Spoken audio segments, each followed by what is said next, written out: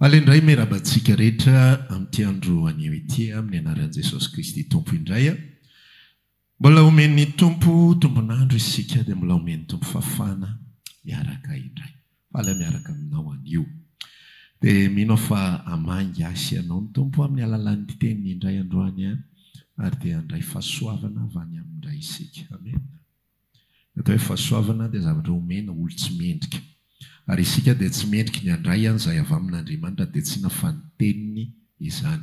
Ny masoandro sy ny rivotra iainana dia ozy ny tenin'Andriamanitra omeny ny olona rehetra izany, na ny ratsy fanahy, na ny tsara fanahy, na ny marina, na ny meloka. Fa raha ny tenin'Andriamanitra kosa dia tsy ny olona rehetra no maharay an'izany sy mahazo an'izany. Ka dia mahazo tombony ianao androany raha ohatra ka ianao ilay olona haray izay avy amin'Andriamanitra. Amen. Amaky fanoharana anankiray tsika anio atao am-bokin'ny Luka 7:10.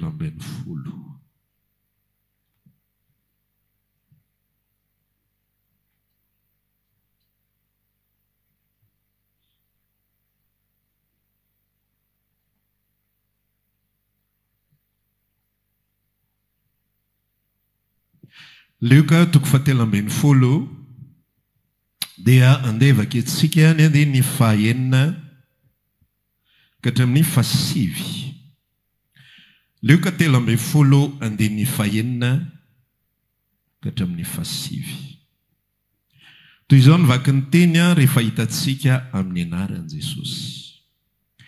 Ary nanao ity fanoharan'ity Jesosy hoe, nisy olona nanana aviavy nambolena teo amin'ny tanim-bolobony, dia nankeo izy nitady voa taminy fa tsy nahita.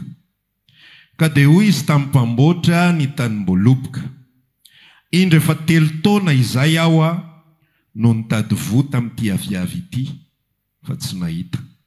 Ka pao io, nahoana ny manimba ny tany?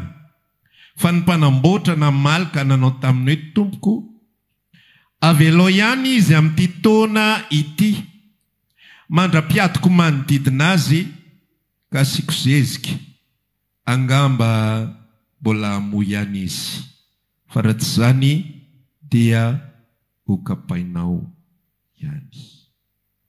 Ny teny faharoa izay ho raisintsika dia atao amin'ny Salamo 1. Salamo 1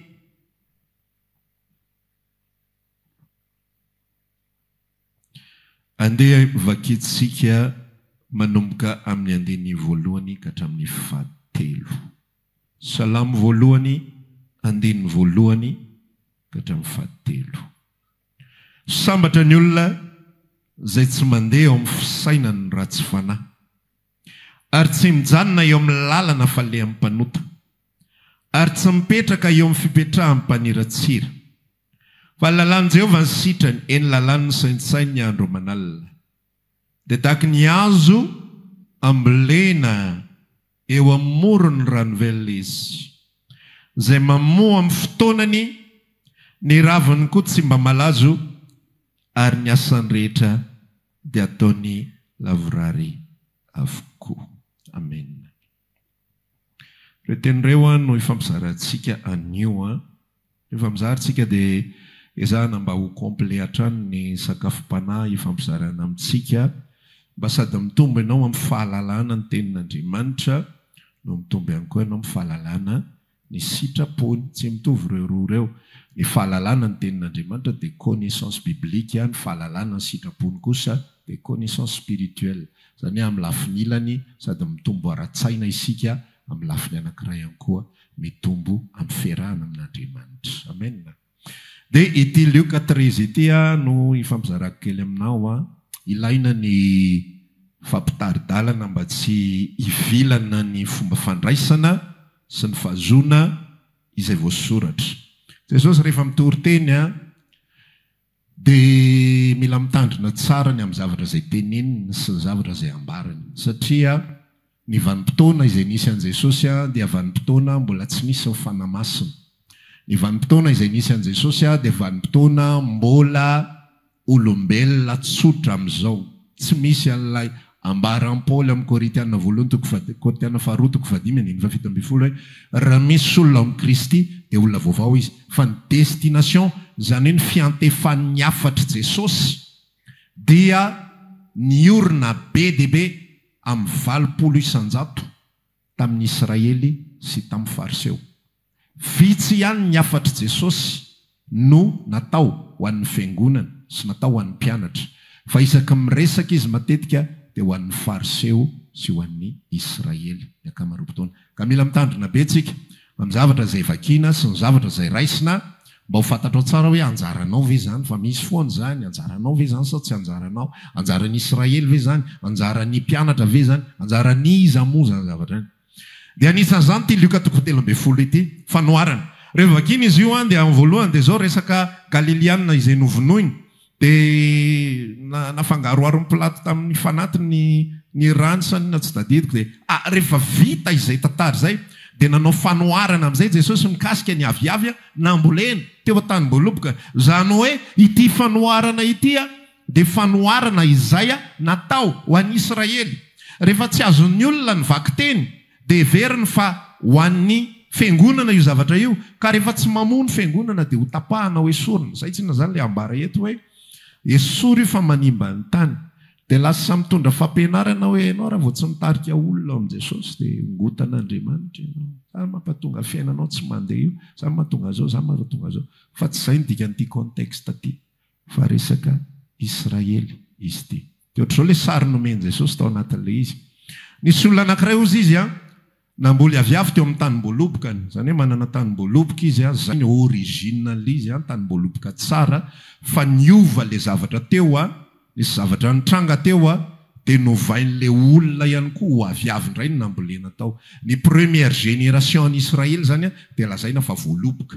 Io lay voaloboka ambariny ao amin'ny bokin'i Isaia lazao amin'ity tanimboaloboka ity za Jehovah miahy io isaky ny ray mpimaso ny andemako azy na andro na alina dia sisa rehetra. Première génération en Israël. Rehefa tapitra ny andro ny première génération le mpakatoa ny tenin'Andriamanitra sy le mandeha araka sitrapon'Andriamanitra dia tonga ny andro ny deuxième génération amin'izay dia tsy ina fa lay aviavy lay olona amin'izay izay hiatrika ny fiavian'i Jesosy Kristy ary ireo karazana olona ireo nataon'ny tenin'Andriamanitra eto hoe aviavy nambolena ry zareo. Rehefa nambolena izy dia inona ny zavatra nitranga zao ny ambara soratra masiny Israely daholo zany ireo na ny voaloboka na ny aviavy. Rehefa nambolena ireo aviavy ireo dia zao ozy izy ny tenin'Andriamanitra telo taona zao ny andro vo tamin'ity aviavy ity fa mandraky ny androany dia tsy misy vo izy, tsy misy. Zany ny fitarainan'i Jesosy tamin'izy teto ambonin'ny tany reto Israely reto vahoaka ireto manaja amolony ireto fanfony reto lavitra lay vokatra izay ilain'Andriamanitra, lay vokatra izay tian'Andriamanitra dia vokatra izay miorina any anaty lalina dia mivoaka ety ivelany rehefa avy eo. Azonao le izy fa ny probleman'ny Israely dia nazy ny vo ivelany ihany ny avoakany, ny vo ivelany irery ihany ny avoakany. Zany hoe ny akanjo sy ny fomba fitafy voaja tsara, ny sabata sy ny ampafolony voaja tsara. Zany mihitsy ny probleman'i Jesosy efa nisy fotoana fampizarany zany zavatra zany hoe ianareo fariseo izy dia tena faran'izay olona tena manahirana mihitsy ny resaka ampafolony voatandrinareo tsara, ny ampafolo solila, ny ampafolo ny komina, ny ampafolo ny aneta mahasary-piaro anareo zany. Fa ny zavatra anatiny dia ny rariny, ny famindram-po ary ny fitsarana, ny rariny, ny famindram-po ary ny fitsarana dia tsy mba respektenareo ary zay le vo andrasan'Andriamanitra. Teto amin'ny Luka 13 teto misy vo avy any anaty, misy toetra anaty, misy toetra miafina sady tsara fa tsy mivoaka le izy. Dia zao ny tenin'Andriamanitra tao anatin'ity resaka ity. Tapao io hazo io, tapao io fa manimba ny tany fotsiny. Telo taona ny andro vo tamin'io fa tsy misy mandraky ity ny androany, tsy misy. Dia tapao io dia ozy izy lay mpikarakara satria manana mpikarakara izy. Andraso aloha tompoko, alao aloha karakaraiko izy ampy taona faran'ity ialako nenina ho asiko ady manodidina dia asiko zezika dia ho tondrahako tsara. Dia raha ohatra izy ka mbola tsy mamoa amin'ny taona ho avy dia ho tapahanao izy. Lay tompon'ny tany dia tsy iza fa Jehovahandriamanitra. Iza tsara? Ilay mpikarakara dia tsy iza fa Jesosy. Dia hozy izy Jesosy nyresaka zany ao anatin'ilay tantara, ho karakaraiko aloha ity Israely ity. Zay nahatonga azy nyresaka tamin'ny Kananita, tamin'ilay vehivavy Kananita hoe za hozy izy tsy avy afa-tsy amin'ny ondry very Israely. Ikarakara farany izy. Ikarakara mandritry ny herintaona. Dia izao ny anaovako azy ho asiako ady izy manodidina dia ho asiako zezika izy dia tondrahako izy. Dia inona ny zavatra nataony rehefa tonga ny fanahy masina, nirotsaka tamin'ny 20 menada, dia nitoriana ny filazantsara dia nahazo 3,000 olona ny filazantsara. Rehefa nandroso ny fotoana dia niakatra 5,000 isan'ny olona. Ilay 3,000 olona ny akamaroany nody tany amin'izay misy azy, fa le fanahy 5,000 voavonjy tamin'ny andro ny Petera dia fanahy vaovao. Ary ireo le hoe alao karakaraiko farany izy. Naka le fotoana farany Jesosy ikarakarana le aviavy, dia nirotsaka ny fanahy masina, dia voaka ny vo, dia nivoaka ny vo tsara, dia voaka ny vo avy amin'ny fanahy masina. Rehefa nandroso amin'izay ny andro sy ny fotoana kely monja, taona 30, taona 20 teo eo, tao aorianan'ny fahaterahan'i Jesosy Kristy, taona 20 amin'izao fotoana iainantsika izao, no nirotsaka ny fanahy masina. Tsy ampy 50 taona taty ambadika dia nesorina le aviavy satria manimba ny tany, satria tsy mahavokatra ninina, dia rava tanteraka Israel ary tsy miverina ny firenena raha tsy tamin'ny 1948 indray. Ity tantara ity dia miresaka Israely. Namoa ilay Israely farany, fa ny ambiny tsy namoa dia nitapahan'Andriamanitra ilay izy. Nazava amin'izay tsika hoe fa maninona izy ny tsy namoa? Dia izara aminao aho hoe ahoana kosa ny fomba amoazako sasenao. Amen. Zao ny zavatra mivakintsika tao amin'ilay salamy teo. Tsy handray ilay 2:2 tsika fa tonga dia ilay 7 raisitsika. Hoe ilay karazana olona sambatra, ilay karazana olona izay marina, dia zao ny lazainy amin'ny 2:7. Izy dia tahaka ny hazo ambolena eo amoron'ny rano velona. Aiza hoe iza misy resaka rano velona ty amin'ny testamenta vaovao?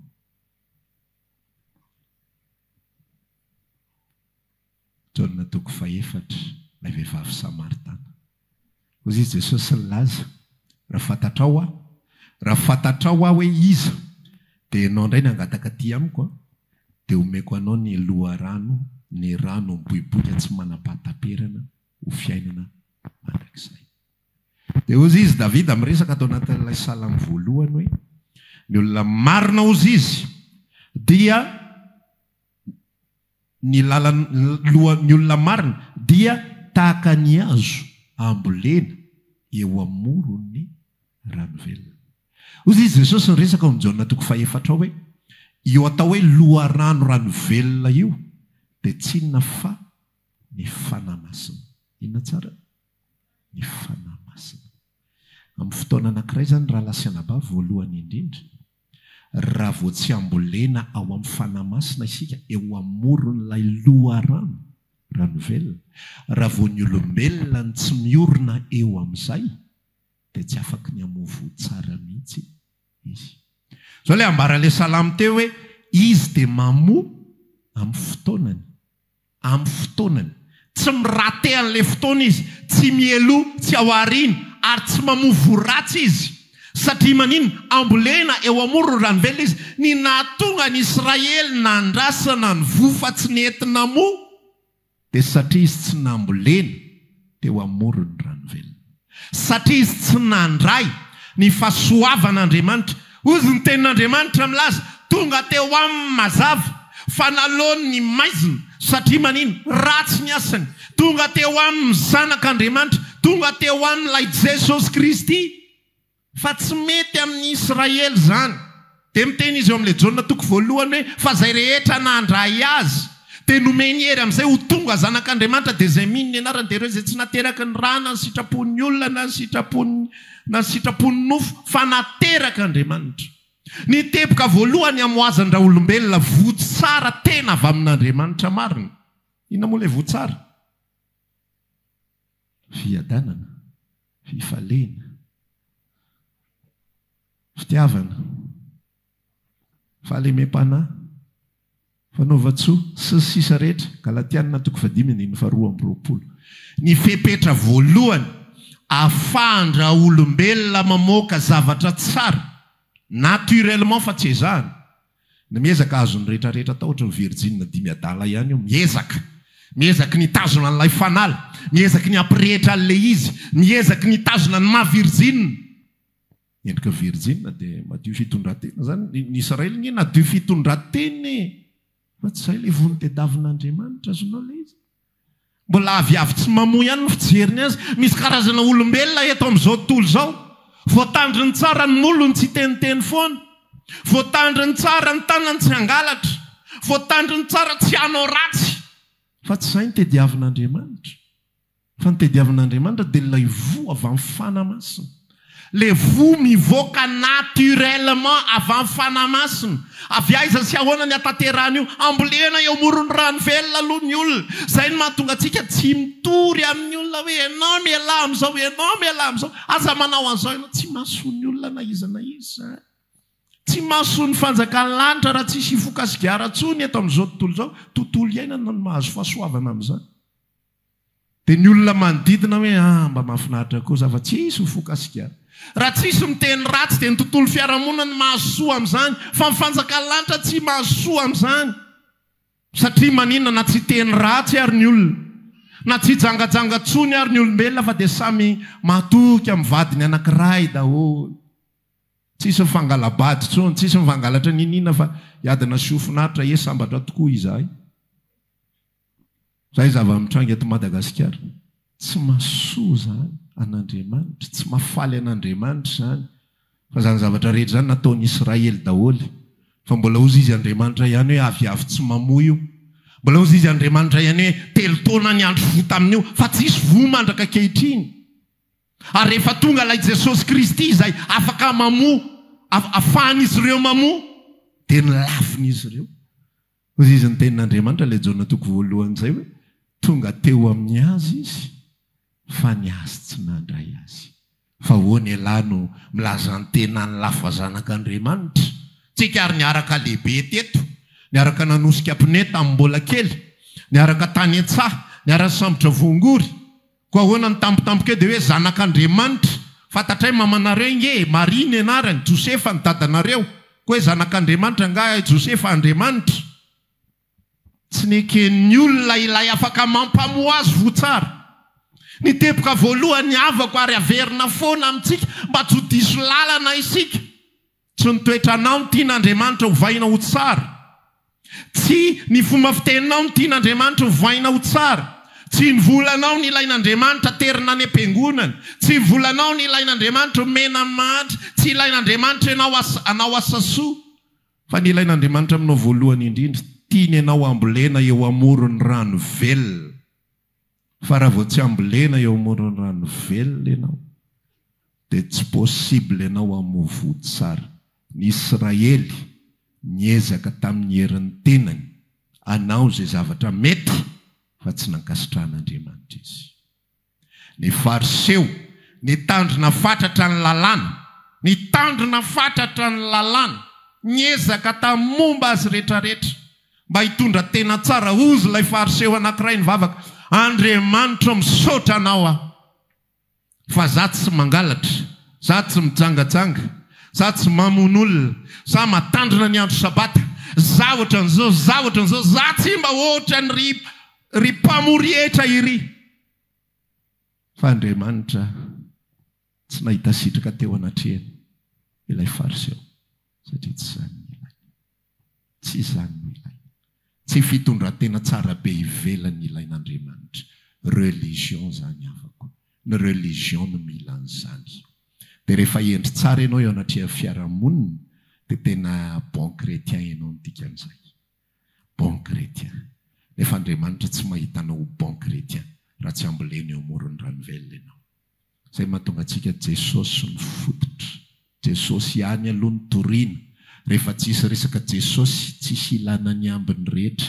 na tsara tahaka ninona ny olona na miezaka tahaka ninona ny olona ozy Paoly na dia amidiny daholo ary fananany rehetra omena malahelo tsy masoa azy na inana iny zany na dia ateriny odorana ary ny tenany tsy masoa azy na inana iny zany ka nytepoka voalohany tsy afaka manao ninina isika raha tsy eo Jesosy Kristy amen tsy afaka manao ninina tsy misy na inana inona ahafahantsika mahazo sitraka avy amin'Andriamanitra raha tsy ambolena eo amorony rano velona aloha zasenao ka androany raha tsapanao fa mbola ianao no miezaka hitondra tena tsara mbola ianao no miezaka hivavaka mbola ianao no miezaka anao zavatra rehetrarehetra mila manatona an Jesosy Kristy loharaноnainy ianao mila manatona an Jesosy Kristy ilay mpikarakara ianao dia izy mamboly anao eo amorony rano velona tsy olombelona mamboly anao eo amorony rano velona tsy pastera mamboly anao eo tsy angatahana amin'Andriamanitra zany hoe za mba amboleo eo fa manatona an Jesosy ianao dia izy no mamboly anao eo amorony rano velona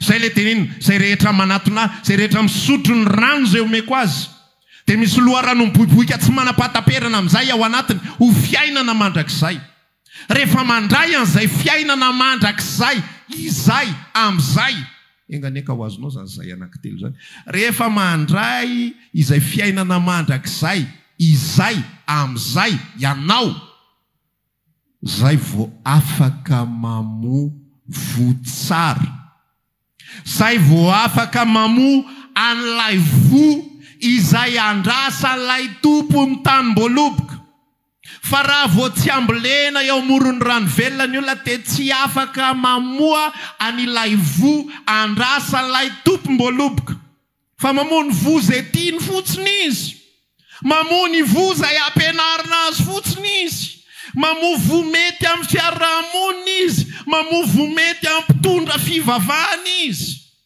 ny mpitondra fivavahana rehefa hita amin'ny matetitetika ianao dia rehefa hita ny be tolotolotra ianao dia efa mpanompon'Andriamanitra ianao aminy efa zanak'Andriamanitra ianao aminy tonga foana ianao isan'alahady zao voaraikitra ny adidy dia efa ianao ilay tsy miamboadidy en général hoay izy ianao zanaka ny fiangonana ianao zanak'Andriamanitra ianao fa amin'Andriamanitra tsy izany ambolena eo amorony rano velona ianao zay ianao vo izy dia raha tsapanao ny anatinao any hoe ny ivelany ohatra mba mety ihany fa ny atao anatiko ato zasy ny tompo reriny mahalala ny zavatra mikorotana rehetra ao anatin'ny lalàna nge tsy misy an'izany hoe aza manao lolopo raha mahita zany ianao mba atoroy fa tsy nahita an'izany mihitsy hatrizena makiko baiboly fa zany lolopo zany avako tsy afaky ny olona tsy ambolena eo amorony rano velona zany fa rehefa misotro an'ilay rano velona rehefa ambolena eo amoron'ilay loharano eo amoron'ilay rano velona ny olona dia tsy mila tenenina akory izy hoe aza manana lolopo aza mamaly faty aza mamaly ratsy ny ratsy fa ilay loharanon'ny rano velona hitanao ohatra sérum miditra any anatin'ny vatana tonga dia voaroaka daholo ny zavatra toksika rehetra any anatinao any vao miditra ilay Jesosy fiainana mandositra ny aizina ny anatin'ny olombelona fa raha vao tsy miditra Jesosy fiainana dia ny velany metimety ny eto ivelany atao tsara fa ny ao anaty rombaka sy feno taolany maty dia toy izantsika amin'izay ny tantara ao anatin'ilay izy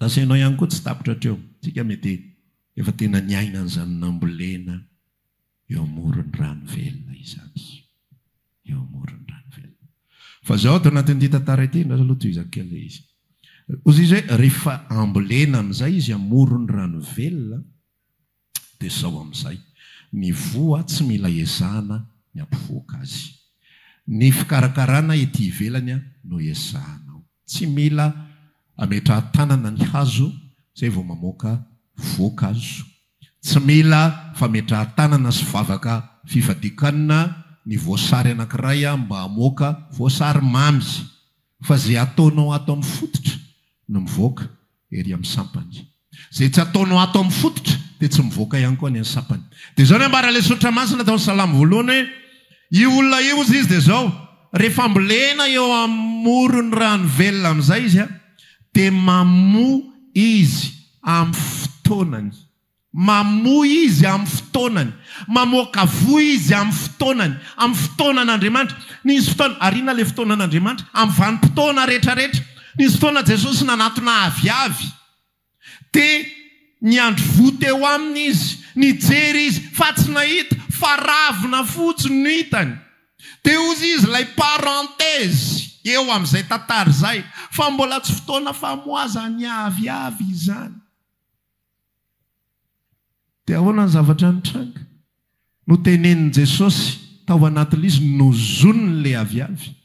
Aoka tsisy olona inana voa avy aminao intsony.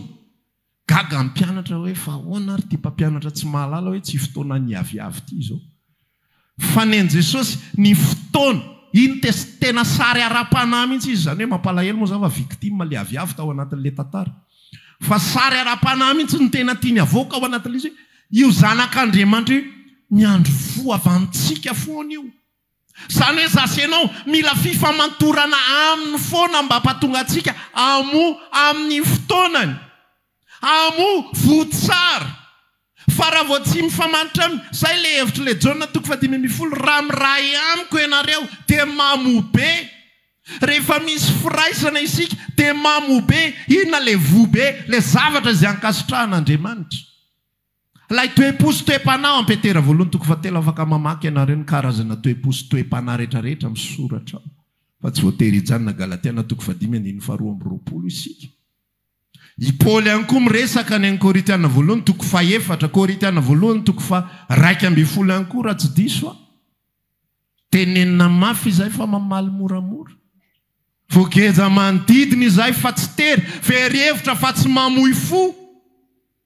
Ampahoriana mandraka hariva. Fa rehefa ambolena eo amoron'ny rano velona dia mamoy fo tsara. Miatrika ny zavatra rehetra ampitoniana. Mety miotakotaka kely aloha mandritry ny adiny ray, mandritry ny adiny roa, fa tsy tahaka n'izao tontolo izao.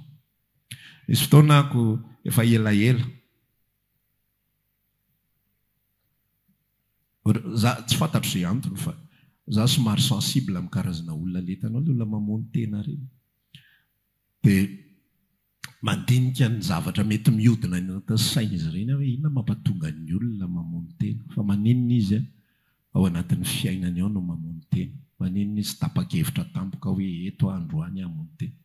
Dia ny zavatra mihodina ao anatin'ny sain'ireny olona ireny, rehefa mijery amin'izay izy fiainany dia tsy mahita izy afa-tsy ny negatif. Tsy mahita zavatra pozitiva mihitsy izy fa angony meny devoly azy daholo. Jereo ianao. Na nge vao tany Ekipa dia vasaka asoriny dadanareo.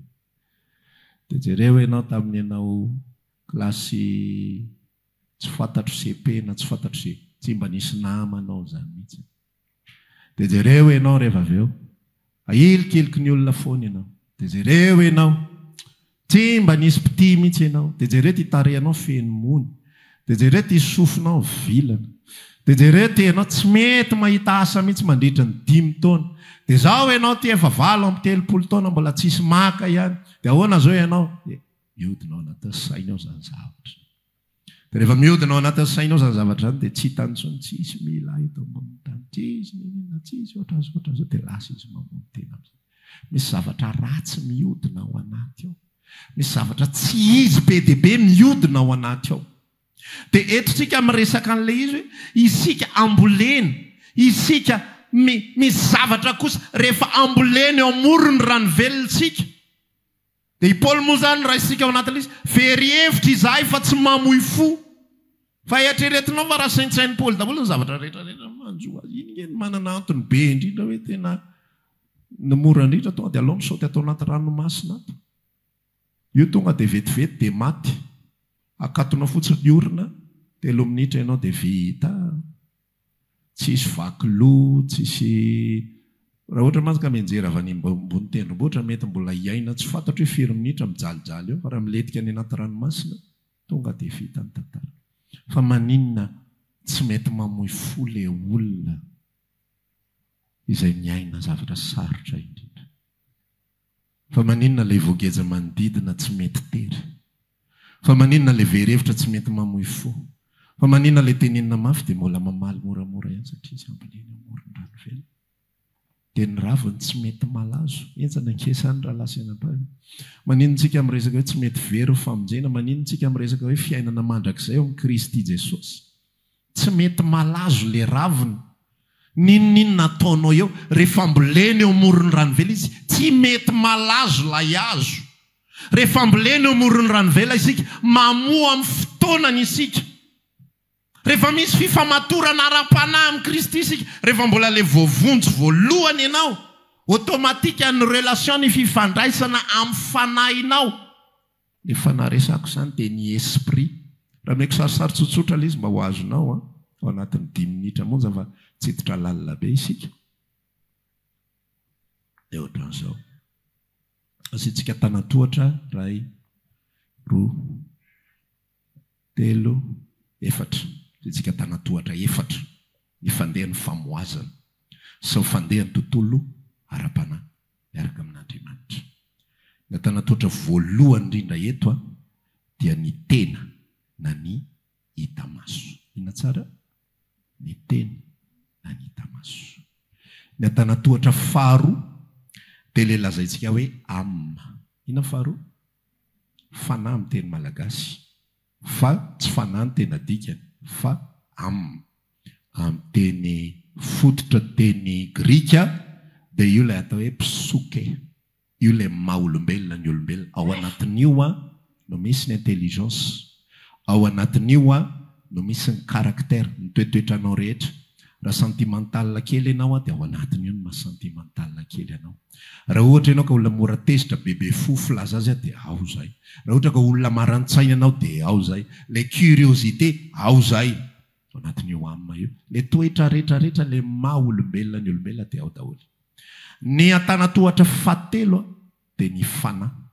Ary ny antanatohatra farany dia ny fanahy masina. 1, 2, 3, 4.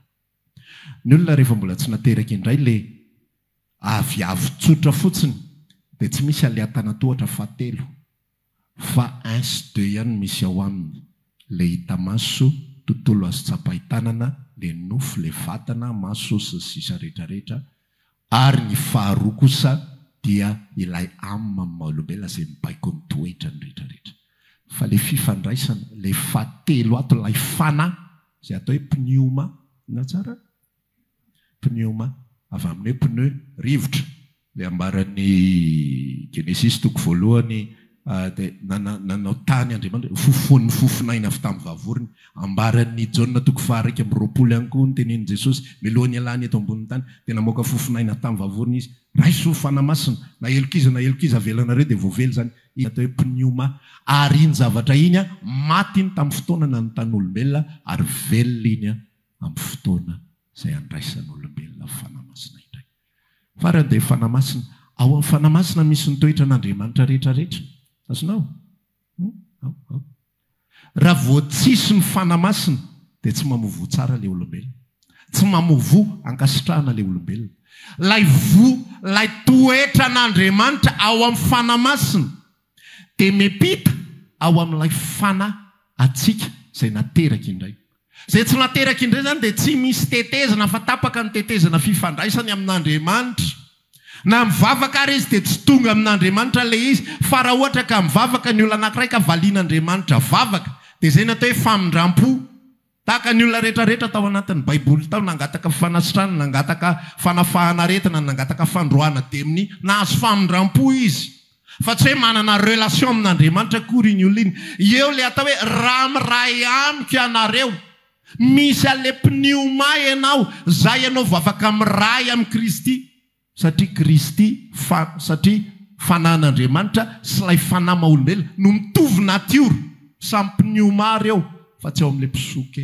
Azonao aloha zany zavatra tsy dia sarotra zany. Azo tsy very Rehefa tafidina ao amin'ilay pneuma amin'izay le toetran'Andriamanitra dia mifandray amin'izay amin'ilay ammanao. Tafafindra ao amin'ny ammanao amin'izay le izy. Izay nahatonga an'i Paoly miresaka an'iny zavatra iny. Toetran'Andriamanitra ireny. Toetran'Andriamanitra ireny. Fa raha vao tsy misy an'ireo fifandraisana anankiroa ireo dia mivavaka fotsiny olona fa toetra ezahan'le amma fotsiny le izy. Tahaka anao mibaiko ny zanakao hoe Miaraba rehefa mahita olona. Rehefa mandalo olona dia manao azafady dia rehefa asianao fanazara tena ohatr'izay le zaza. Dia voalohany izy hainy, voalohany izy tsy tonga dia hainy. Fa miaraba izy aloha, indray mandeha dia adininy faharoa. Dia teneninao iray izy, miaraba ho aho. Dia miteny izy amin'ny fahatelo, fahaefatra indray iny adininy. Dia teneninao faharoa izy, miaraba ho aho. Eo amin'ny fahadimy sy ny fahaenina manomboka fahainy, fahafito, votsitra kely eo amin'ny fahavalo. Fa arakaraka ny exercice dia mihainy le izy. Dia takizay ihany koa zavatra rehetra. Baikon'le âme, ilay natao hoe lavage de cerveau. Tenenina eto hoe raha vao tsy miala amin'ny sigary io ianao, dia ho any amin'ny elo ianao. Dia le âme mahazo an'izay zavatra dia manao exercice amin'izay le âme tsy mahazo mifoka sigary. Dia vitan'le izy indray mandeha, dia miverina foka izy eo amin'ny faharoa. Vitan'le izy eo amin'ny fahatelo, dia tratra amin'ny pasitera izy eo amin'ny fahaefatra dia afeniny ohatr'izao. Mana pasitera.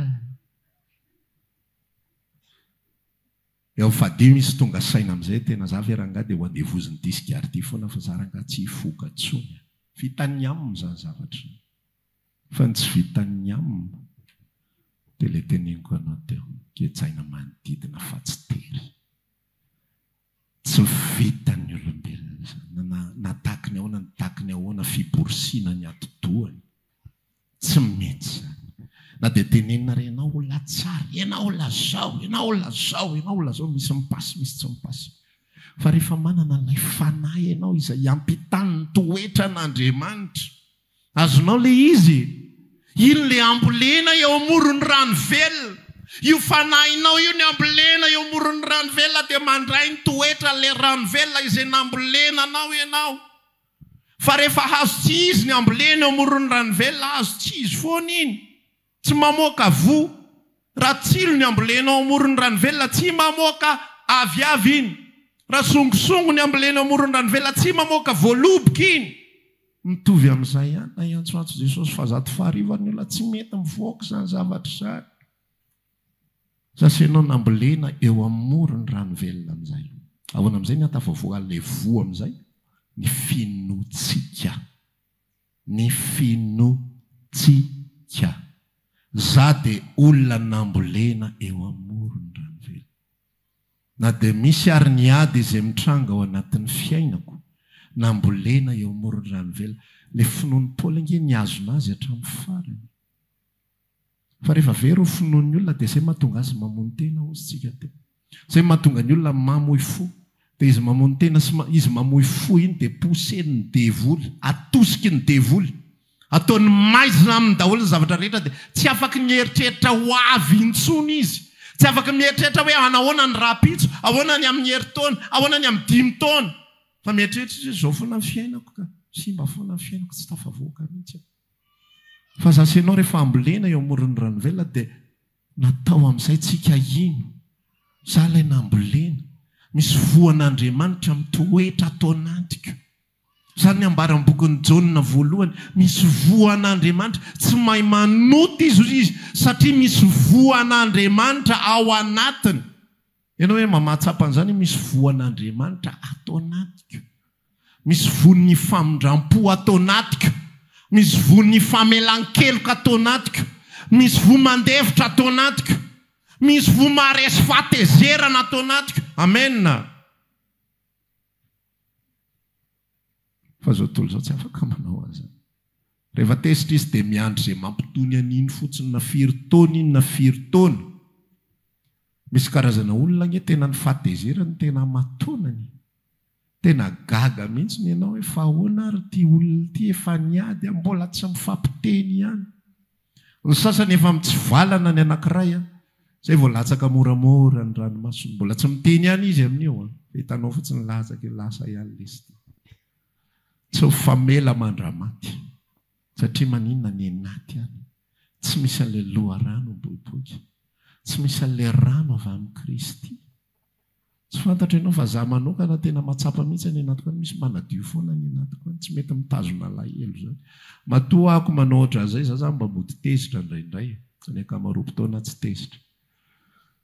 ataoko 90% du temps tsy tezitra ary rehefa tezitra koa dia vita eo raha amin'ny fotoana anankiray fotsiny tonga dia henoko hoe milamina zay dia vita tsy mila an'izany hoe aza atao tratry masoandro miletika za fa indray fefakadiny adiny ray dia valina any iny resaka iny dia mitohy amin'ny zavatra hafa indray maninona misy olona mahavita mankala olona amin'ny fotoana lava be fa misy olona efa sindratsy zao Stefany efa toraham-bato zao dia ozy izy ny teniny aza atao elony zao zavatra tonga dia ilay toetran'i Jesosy mihitsy ny hitanao fa nga ianao mahita zavatra hafa zany atao hoe olona amboleny amorony ranovelona sasainao afaka tena atao amofo sasainao dia tsy manana ravina mety ho maina izany rehefa somary latsa-datsaka amin'ny moralina anao dia vakio salamo voalohany io ny raviny tsy mety malazo resao amin'izany ny tenanao ny ravinao tsy mety malazo zany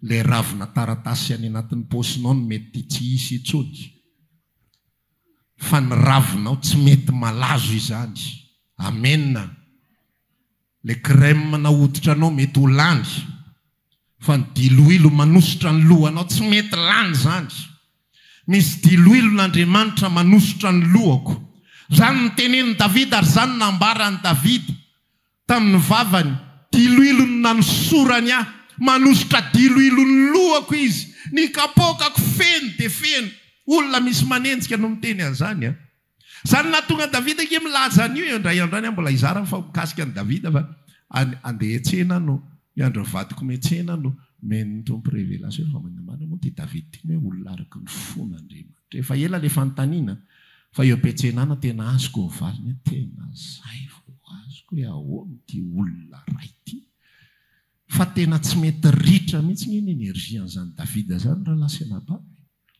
tsy mora ny adina trehan'izany fa ny masonao zao no mahita ny zanakao manenjika anao sao fofony ainao fa tsy mety ritra ny ao anaty zay io ambarany io zay mahatonga azy miteny hoe amboleny eo ambony ranovelona izy ny raviny tsy mety malazo za mihitsy manantena fa ianao le anana ravina tsy mety malazo tsy azo akivinana izany tena tsisy ninina azo natao efa matiny zanany fa mbola mitsangana ihany Davida misy fotoana narara zanak' Davida rehefa nijangajanga izy dia noho ny maty le zaza dia natahotra amin'ny mpanompo ny ilaza azy izy tsy nafaty haniny elabe tsy haiko na firy andro ho an'ny zaza ny fona teo anatrehan'Andriamanitra dia namoaka izy ny salamo 50 iny le hoe aza manaisotra fanamasinao hiala amiko iny dia nivavaka Davida rehefa maty amin'izay le zaza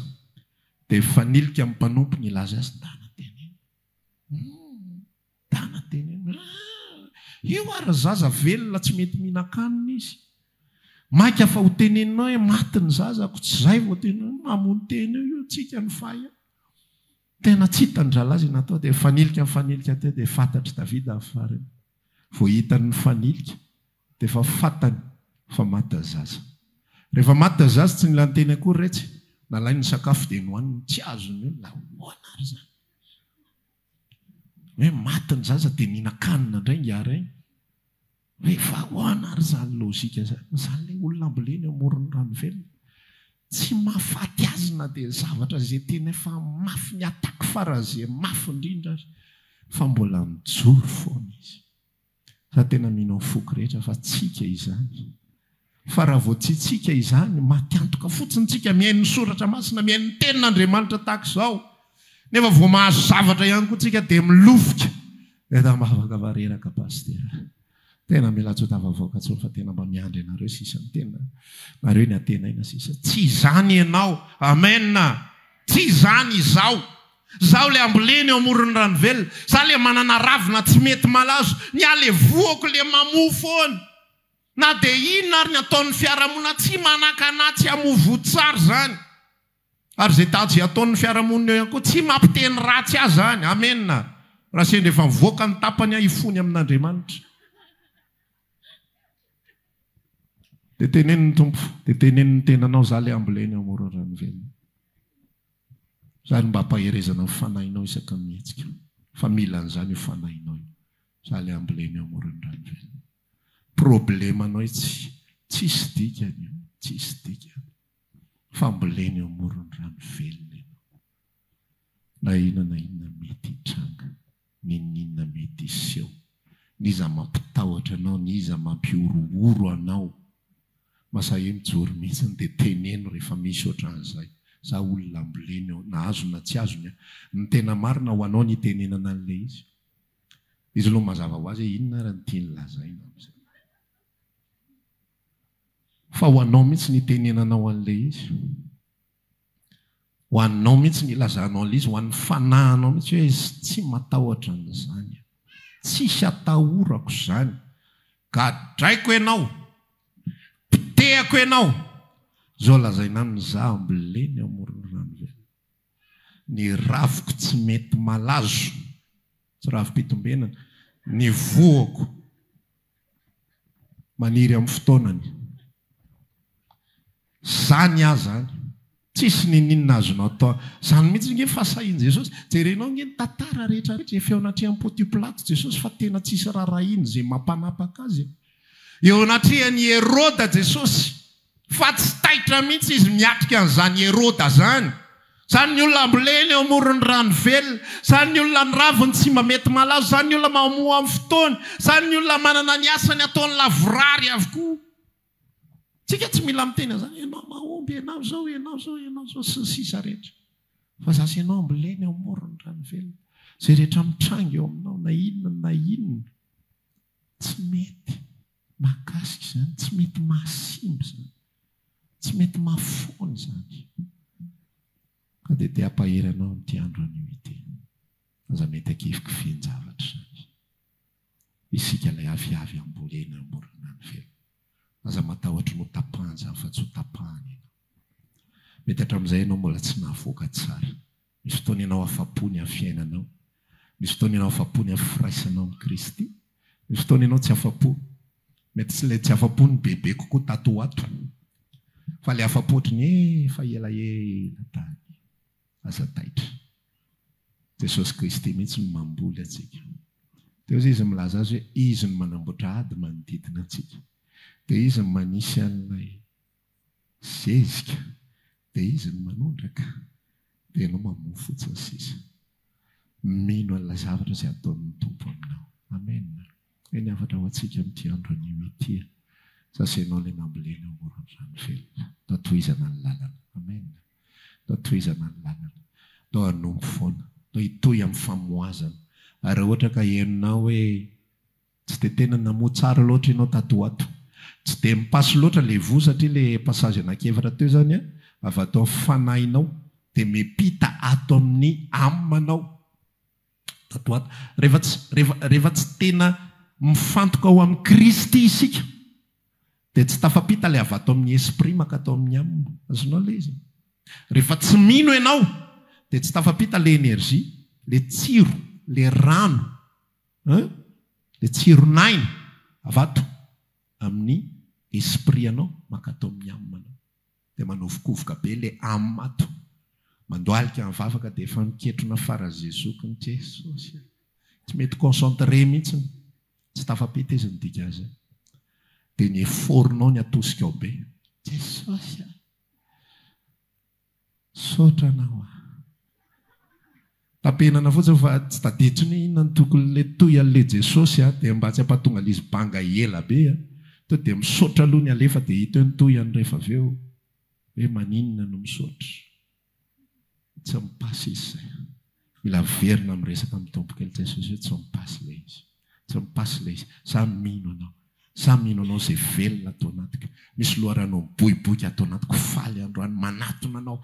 Matoky anao mino aho fa misy ny fahavelomanao atao anatiko. Raikitra amin'izay vavaka ao manomboka heninao ilay passation. Manomboka heninao ilay hery mepita. Ilay loharano mepita. Ilay vo mepita. Ilay tsironaina mepita. Lasa amin'izay ianao. Misy fotoana ianao reraka satria maninona? Koreama ihany io. Avy ao amin'ny amina dia avoaka eto amin'ny vatana fotsiny.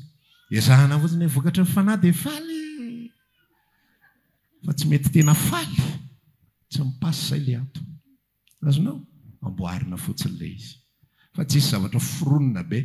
tsisy fanamelohatena mila petraka itsony fa petrao inobony faportote zanak'Andriamanitra eny so tsy zanaka rehefa mipetraka fa zanaka ianao indre mandeha dia aza mametraka za fantaniana zany tsony izy ary asa tsy izy rehetra to misy olona nge efa 20 taona manompo an'Andriamanitra mbola zay fantaniana zay ihany no apetraka isaky mihetsika fa tena izy ohatra mbola tsy izy ndray any mafanafana foendra tena izy tsika ka tena izy tena sotra pastera fa tena verina finoako voadondonany sisitsisy ny any ndray dia tena ohatra misalasala ndray za io tsy haiko zany fa ohatra ndraindray tena resy lahatra dia ndraindray nefa tena ohatra tsy fantatro zany ohatra tsy mandresy lahatra ndray le tenako inobony faportote rehefa mipetraka fa tena zanaka ianao tena nateraka ianao tena nandray ny fahateram-baovaon'ny Kristy ianao dia le aty sisa le finoana sisa dia mivoaka io amen mivoaka io voaka io na vazavazain'ny olona re ianao voaka io na asian'ny olona ratsy ianao na enjehan'ny olona mahay mamela heloka ianao zay zavatra tena zavatra tsy fantatro mihitsy zay zavatra ray ao anatiko fa za tsy dia tsy haiko le izy tena voa avy amin'ny tompo mihitsy tsy haiko mitazona elok'olona zany tsy haiko mitazona misy olona be deabe na nisy ratsy misy olona be deabe nanao zavatra tsy mety misy olona na isaka napiditra anay tamin'ny raharaha resaka alatra entana tsy mety any anatiko any fa raha mahita le olona tsisy ny fangidina ny anatiko any nankely tsisy mangidy misy olona anankiray zay lazay ny fanaminy nisy polisy tonga tao an-tranonay indray maka lazay fa mivarotra entana tsy fantatro tany tao aminy nefa relation anay relation amicale fotsiny niara-ny asa zay tamin'ny fotoana andro efa elaela gaga miditra avany izy miaraka amin'ny polisy nge ingara iny tratra tany dia lazay fanamidiny taty amiko le entana fa ave izy voaka amin'ny fonja mbola misy vola anay be deabe tsy tafaveriny tamin'izany mbola célibataire fa ny foko any anatiko any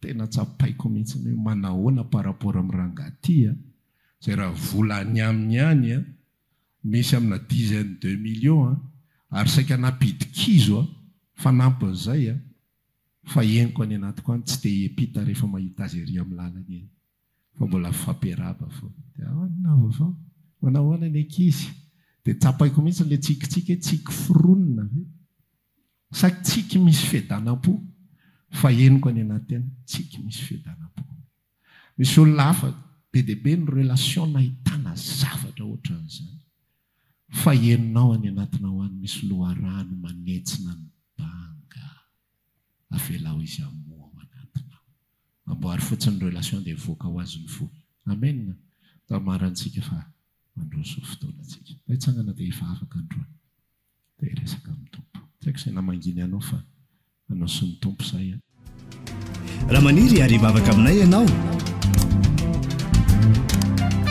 dia tongava isaky ny alahady amin'ny 7 ora sasany ny talata amin'ny 12 ora sasany ny alarobia amin'ny 12 ora eny Antsahamanitra 100 metatra ambany fijerena fety trano gribege amin'ny ankavian-dalana tongava soto